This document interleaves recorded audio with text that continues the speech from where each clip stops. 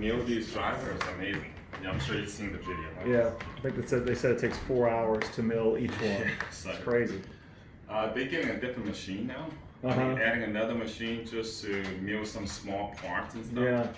Yeah. And they say it just takes too much time. Like they 4 shifts or 3 shifts a day? 3 shifts. 3 shifts a day. Yeah, 24 hours. It's crazy. These are definitely a marvel in solidity. Yes. So again, we're going from metal tweeter, beryllium to now a silicone tweeter. Okay. So it's gonna have much different high-end. Doug, you use coat hangers, don't you? Yeah, they work the Oh, same. hangers for jumpers. No, for Wires. you- Wires. Oh, Solid core. solid core. There Solid you go. core. I use aluminum dental floss. That's exactly what I use. Aluminum dental. Got it from a veterinarian. I mean, I'm not a big cables guy, but these do look pretty impressive. I mean, this is ridiculous. I think I have read. Me and Carl, some of those Not real high. Odin guy, you know. Yeah, y'all are Odin guys. Oh, right on. Yeah. I'm not really big on the Nordal stuff, but I like the Odin and the Bahama. That was it. okay. I like the Sonata power cord and stuff. Yeah, really nice. Yeah, their power's good. That's what we use. Power double check on this side to make sure. And this is their conditioner, the Shinyata here. Yeah, that's the new one. Just came Yeah, out. Big pyramid. It's better than 2-3 months AudioQuest, ago? which costs $1,500 more. Yeah, What is that now? 60 grand? 8,000. 8,000. It's not bad because the AudioQuest is $9,500. The thing And is, this is not a conditioner. right? This is just the distribution. You know. Yeah, it's all it does is give you a bunch of outlets, Yeah. Well, it does do noise reduction. noise reduction, but And it has it in parallel, so anything coming in and out, right? no real protection from lightning or anything like that. No. It just has the grounding portion, like it'll try, like if a lightning hits, it'll try to send everything to ground. But the main thing on those power conditioners, especially with Shinyata ones, the noise reduction circuit goes both ways. Mm-hmm. So the gear, especially the digital sources, they create a lot of noise. So I mean, everybody does a great job of blocking all the noise from the wall to the distribution on your system, but nobody takes consideration for the noise that your system creates Setting back and into sends it back into your own system. So Shinyata does it in parallel, so anything coming in from your system or in from the wall, they block everything. They reduce the noise on everything. Ready, Carl? Yeah. So we'll listen to you, Jace. It's all up to you, whatever you think. Yeah, just play the same thing. Yeah. Yeah, maybe do that original. Yeah, original software. That original disc, which is that black CD. The black disc, yeah. Do you have the lights on the ultrasonic? I think that'll come out. You have the. Oh yeah, I can. Yeah. You Give got me the 1 little- second. Give Tate a little shout out on his stands, because actually Doug has these stands. It's gorgeous, man. I mean, Yeah. It's only one. Said mine didn't have an app. No, there's more than. These are the footers Tate did, and I did a vibration video. I don't think I've released it yet. For anybody, I did. These are Ultrasonic's new ceramic. I tried the titanium balls and the ceramics. I'll have a video on that. Let me get the plugs.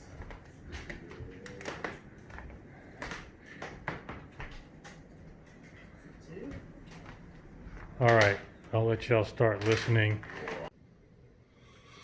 Okay, I'm back, guys. Right after we have done the second interview audition, which is of the YGs, and these are in the 30,000 mark. They're the model right below the Sonyas, I think.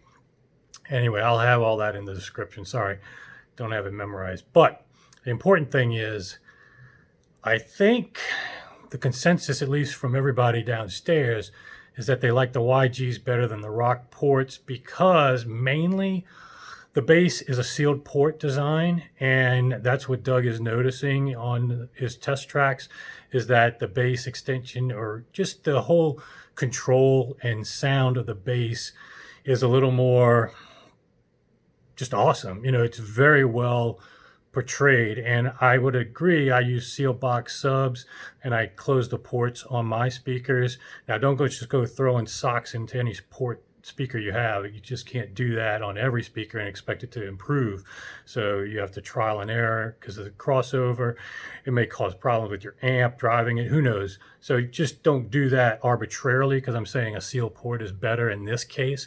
But in this case of the direct comparison of the two models, Rockport to YG, bass-wise, I would give the edge to YG. I'm a little less convinced that the YG is a better speaker, though, than everybody else, because of two things. Number one, I'm still impressed with the knuckle wrap test, and I did put my seismic app on the speaker while it was playing a similar song as it was with the Rockport, and that aluminum cabinet does resonate more than the Rockport. So it does kind of sing along with the song. Now, whether it will intrude into your listening and cause a problem will all depend. And in many cases it won't. And it's still relatively small vibrations. You got billet aluminum. Now the higher models up that are going to be more commensurate with the MBLs are thicker aluminum on the YGs. So that's important to note. But just from what we're hearing today, cabinet construction, I give the edge to Rockport. Bass, I give the edge to the YG. Overall presentation, I think most people like the YGs because the YG does sound like, if you want to analyze a speaker, you're hearing a little more detail, you're hearing things hi-fi, I give it the edge. Where I'm a little less enthusiastic compared to everybody else downstairs is that listening to the YGs, I know I'm listening to speakers, and maybe it's just too hi-fi-ish, maybe it's too etched, maybe it's too much of an analytical type experience, versus I found with the Rockports to be maybe a little more balanced and coherent and transportive to the music, but missing maybe some of the extensions, some of the details, some of the things that pop out in a short audition. So I've just learned over the years that sometimes, it's almost like testing of Pepsi versus Coke. Many people like Pepsi in short doses because it's sweeter, but over a long haul, they like Coke better. So depending on, again, your preferences and whatnot, there's not a categoric winner so far. Although from Doug's perspective, I think he prefers the YG presentation, and we're doing the MBLs next, though, and I think that that's going to trump the other two from his preferences based on what I've seen. But we'll stay tuned and we'll see. I'll be back.